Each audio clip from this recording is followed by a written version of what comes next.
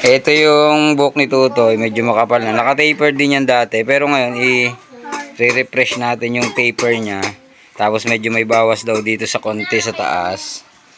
Yung may pagka-student type na taper ang gagawin natin. Ayan.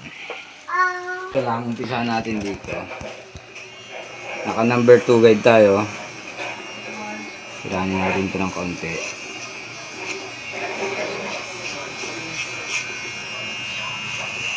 Saka itong palamig na to, kita nyo, nakakapal mo rin to. Paikot yan, bali, tiranin natin ang number 2.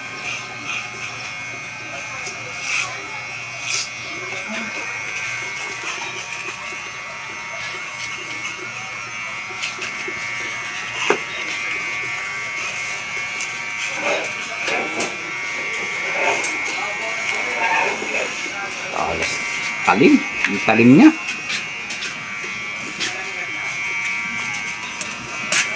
Talas ng ano niya.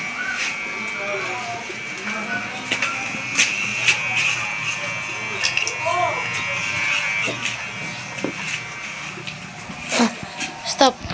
Paikutan na natin. Yan, napaikutan na natin ang number 2. Lilinyahan naman natin to, lilinisin natin yan.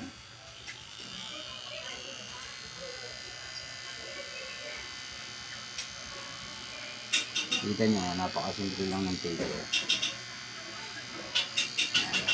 Natanggalin lang ito hanggang dyan. Tatanggalin mo lang yung pagka-kortin yung papaganon. Tapos ganun din dito.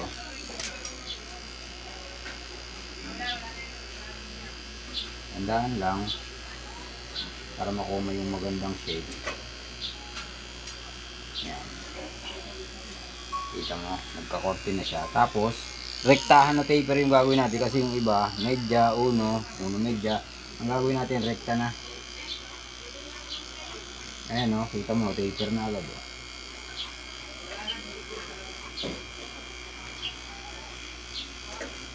Di ba? Taper na agad siya. Ganun din sa kabila yung gagawin natin. Stop.